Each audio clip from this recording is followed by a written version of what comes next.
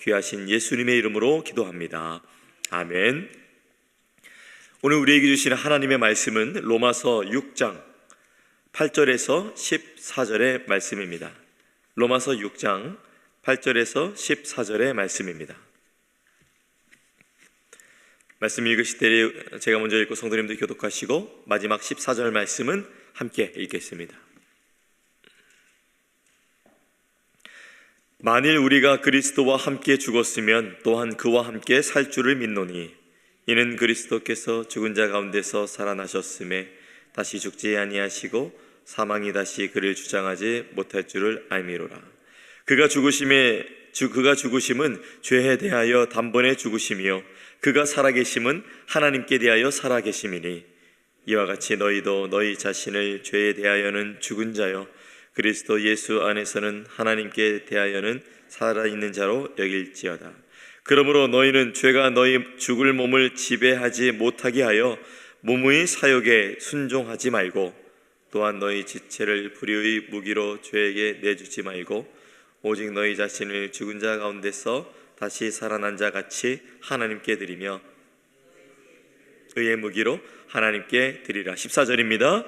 죄가 너희를 주장하지 못하리니 이는 너희가 법 아래에 있지 아니하고 은혜 아래에 있음이라. 아멘.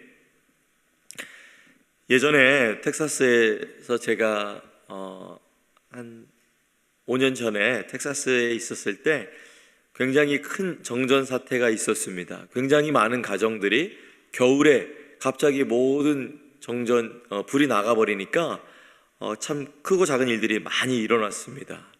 특별히 추운 겨울인지라 아마 난방을 그 당시에 굉장히 많이 텍사스 전체적으로 특별히 달라스 쪽에 그런 일들이 좀 있었습니다. 그래서 전기가 많이 사용되는 그런 일이 있어서 정전이 된 것이죠. 또한 그래서 전기가 모두 나간 반면에 또 어떤 집들은 또 불빛이 들어오는 집들도 있었습니다.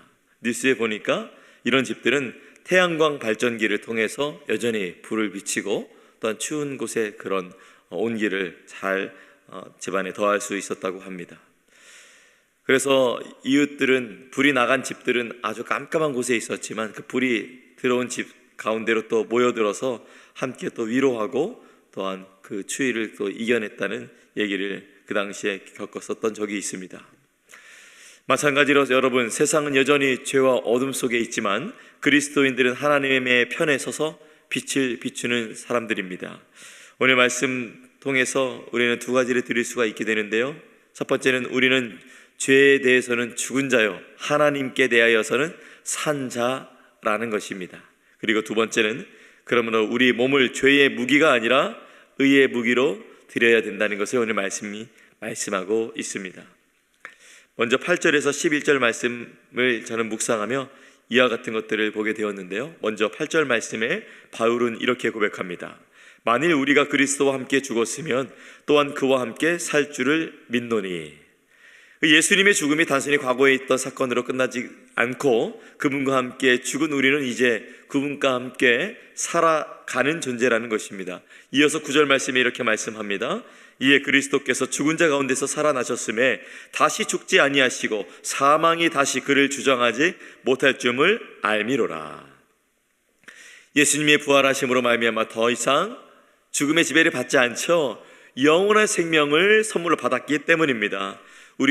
우리가 더 이상은 죄의 권세에 갇혀있지 아니하고 죄를 주님과 함께 이겨낼 수 있고, 아니 주님이 이미 이겨내셨죠. 십자가에서 모든 죄를 짊어지시고 사하여 주셨죠. 그렇기 때문에 그 주님과 함께 우리가 살아가기 때문에 그 이름을 믿기 때문에 죄의 권세에 있지 않고 더 이상 거기에 갇혀있지 않다는 뜻을 말하고 있는 것입니다.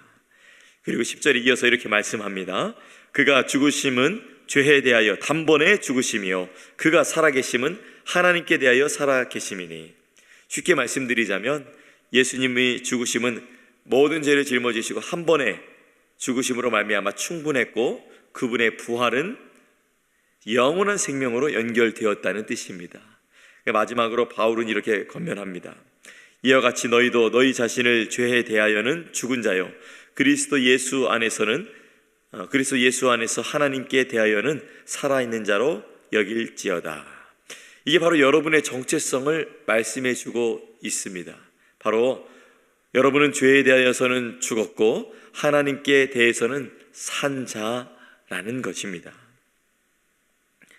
제가 예전에 읽었었던 책 중에 굉장히 인상 깊었던 책이 있었는데, 지난번에도 예전에 한번 언급한 적이 있었던 것 같아요. 그 노예 12년이라는 책이 있습니다. 이제 예전에 흑인들이 노예로 많이 이렇게 잡혀오게 되었고, 그 중에서 어떤 흑인은 시민권을 사서 시민권자가 되었음에도 불구하고 그분의 자녀가, 예전에 또 흑인이겠죠? 그분이 잡혀간 거예요. 그리고 굉장히 큰 폭행을 당하고 협박을 당해서 결국 노예가 되어서 이분이 이제 노예로 팔려가게 된 겁니다. 이 12년 동안의 노예의 시민권자가 12년 동안 노예 생활을 한 것에 대한 그 기록이 실화를 바탕으로 해서 그 노예 12년이라는 책 안에 기록되어 있었습니다. 그 안에 있는 저자가 굉장히 놀라운 부분을 발견하게 되었는데요. 나중에 추천사에도 이제 기록되어 있었는데, 노예 이제 해방 운동이 일어났고 이제 노예가 해방되었는데, 그때에 이 해방되었음에도 불구하고 여전히 그 소식을 모른 채, 또는 그 소식을 알지만 노예로 살아가고 있는 사람들이 있었다는 겁니다. 그래서 참 그런 부분을 그 책에서 제가 본 적이 있습니다. 어떻게 보면 법적으로는 자유인이지만 여전히 현실 속에서는 노예로 살아가고 있었던 것이죠. 우리도 마찬가지입니다. 예수 안에서 예수님이 죄를 해방해 주셨고 십자가에서 모든 죄를 사하여 주셨는데 여전히 지배받는 척을 하게 될 때가 있습니다. 언제 그렇게 되죠? 악한 마귀 사단이 다시 한번 거짓으로 말미암아 죄에 사로잡히게 할 때, 또한 죄는 여전히 이길 수 없다는 생각을 줄 때에 여전히 죄 가운데 거하게 될 때 우리는 거기에 넘어가게 되어지는 것이죠. 여전히 죄의 지배를 받는 경우들이 있습니다. 그렇습니다. 우리가 현실적으로 살아갈 때에 때로는 우리의 부족한 부분, 죄의 부분이 크게 느껴지는 때가 있습니다. 그러나 사랑하는 여러분, 기억하시기 바랍니다.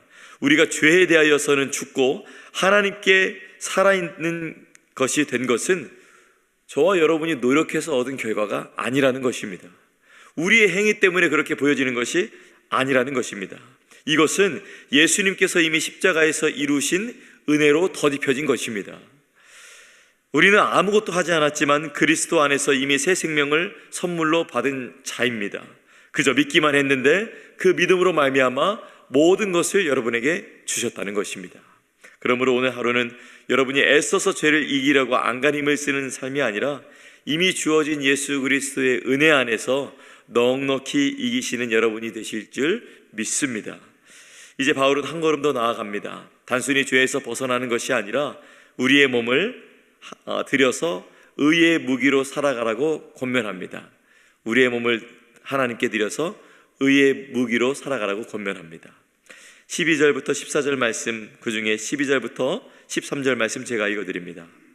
그러므로 너희는 죄가 너희 죽을 몸을 지배하지 못하게 하여 몸의 사욕에 순종하지 말고, 또한 너희 지체를 불의의 무기로 죄에게 내주지 말고, 오직 너희 자신을 죽은 자 가운데서 다시 살아난 자 같이 하나님께 드리며 너희 지체를 의의 무기로 하나님께 드리라.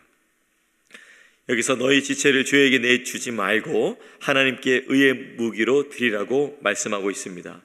그리고 그 이유를 14절에서 밝히고 있죠. 죄가 너희를 주장하지 못하리니 이는 너희가 법 아래에 있지 아니하고 은혜 아래에 있음이라. 즉 그리스도에는 죄의 지배를 거절하고 은혜의 지배에서 서는 사람을 말하고 있는 것입니다. 14절이 참 중요합니다. 제가 읽어드립니다. 죄가 너희를 주장하지 못하리니 이는 너희가 법 아래에 있지 아니하고 은혜 아래에 있음이라. 몇 해 전에 한 뉴스 기사를 보았는데요. 어느 30대 남성분이 불의의 사고로 뇌사 판정을 받았다고 합니다. 그분의 가족들은 슬픔 가운데 있었겠죠. 그런데 이 30대 남성의 뜻을 따라서 이 장기를 필요한 자들에게 기증하는 걸로 결정이 되었다고 해요. 그래서 그 결과 신장은 2명에게 이식되고 또 간, 각막, 또 심장의 판막까지 여러 환자들에게 이식이 되었다고 합니다. 이 통계에 따르면 한 사람이 기부한 장기 하나가 매년 수십 명의 이식 대기자에게 새로운 희망을 준다고 합니다. 또 이 소식을 들은 또 수혜자 중에 이 장기를 받은 환자분들 중에 한 분의 인터뷰가 이런 얘기를 했다고 해요. 저는 이제 두 번째 생명을 받았습니다. 두 번째 생명을 선물로 받았습니다. 제 삶은 더 이상 제 것이 아니라 저에게 또한 장기를 이식해준 그분의 삶이기도 합니다. 성도 여러분, 참 저는 이런 뉴스 기사를 보면서 바로 이것이 의의 무기로 드려진 삶의 실제적인 모습이 아닐까? 이런 생각을 갖게 되었습니다. 누군가의 몸도, 좀 더 분명히 말씀드리자면 여러분의 몸도 하나님께 드려진다면, 여러분의 마음도 하나님께 드려진다면 여러분을 통해서 수많은 사람들이 살아날 수 있다는 것입니다. 마치 우리의 몸과 손과 발이 하나님께 드려질 때에 그러한 우리의 가정, 우리의 직장, 또 우리 교회를 살리는 통로, 그리고 세상을 살리는 통로가 되어지는 것입니다. 오늘 하루도 여러분의 직장과 가정과 또 이웃을 향한 모든 말과 행동과 손길들이 있을 것입니다. 이미 하나님의 은혜 안에서 그렇게 살고 있다면 하나님의 안에서 의의 무기로 쓰임받고 있는 중입니다. 그러나 요즘 낙심되고 넘어지고 좌절되셨다면 다시 그 그늘 아래 있지 마시고 주님의 십자가의 은혜의 그늘로 다시 나오시기 바랍니다. 그렇습니다. 우리는 낙심할 수 있습니다. 낭망할 수 있습니다. 그러나 우리는 그리스도 안에서 소망할 수도 있습니다. 그렇기 때문에 더 이상 죄의 지배에 받지 아니하고 은혜의 지배에 받는 자로서 예수님 안에서 다시 한번 나와서 의의 무기로 쓰임받는 여러분의 복된 삶이 되시기를 주의 말씀 안에서 권면드립니다. 오늘 말씀의 결론은 두 가지입니다. 첫 번째는 우리는 죄에 대하여서는 죽고 하나님에 대하여서는 산 자라는 것입니다. 죄에 대해서는 거절해도 됩니다. 하나님께 대하여서는 순종해도 됩니다. 그리고 두 번째, 그러므로 우리의 몸을 죄의 무기가 아니라 의의 무기로 하나님께 드려지며 나아가기를 말씀이 오늘 여러분에게 권면하고 있습니다. 사랑하는 여러분, 예수님과 함께 죽고 함께 산 자로서 하나님께 귀한 의의 무기로 쓰임받는 저 여러분의 복된 월요일이 되시기를 예수님의 이름으로 축원합니다. 함께 기도하겠습니다. 하나님, 감사합니다. 우리를 십자가의 은혜 아래에 두신 주님을 찬양합니다. 우리의 입술과 손과 발이 주님의 거룩한 목적 안에서 사용되기를 원합니다. 때로는 내 말은 내 것이지, 내 손은 내 것이지, 내 발은 내 것이지, 내 맘대로 할 수 있지라는 것을 주장할 때가 있습니다. 그러나 주님, 우리는 주 예수 그리스도의 십자가 보혈로 말미암아 구원함을 받았고 하나님의 것이 되었습니다. 하나님 안에서 자유한 것이 진정한 자유이지 하나님 밖에서 자유한 것은 두려운 것입니다. 하나님 안에서 자유할 수 있도록 우리 성도님들 마음 가운데 성령으로 충만케 해 주시옵시고 이분들의 입술과 손과 발이 주님의 거룩한 목적으로 귀히 쓰임받는 오늘 하루 될 수 있도록 주님 인도하여 주시옵소서. 혹시라도 요즘에 낙심되고 좌절되고 힘든 것들이 더욱 묵상이 되어지는 분들이 계시다면 하나님, 이분들 더욱 그 마음을 만져주시고 위로하여 주시고 은혜를 더하여 주사 이분들도 소망의 하나님, 다시 오실 예수 그리스도를 바라보며 의의 무기로 쓰임받는 복된 인생 될 수 있도록 주여 인도하여 주시옵소서. 이 모든 것 주님께 의탁드리며 귀하신 예수님의 이름으로 기도합니다. 아멘. 하늘에 계신 우리 아버지여, 이름이 거룩히 여김을 받으시오며 나라가 임하시오며 뜻이 하늘에서 이루어진 것 같이 땅에서도 이루어지이다. 오늘 우리에게 일용할 양식을 주시옵고 우리가 우리에게 죄 지은 자를 사하여 준 것 같이 우리 죄를 사하여 주시옵고 우리를 시험에 들게 하지 마시옵고 다만에게서 구하시옵소서. 나라와 권세와 영광이 아버지께 영원히 있사옵나이다. 아멘. 여러분의 기도 위에 하나님이 함께 하십니다. 각자의 기도의 제목으로 기도하시겠습니다.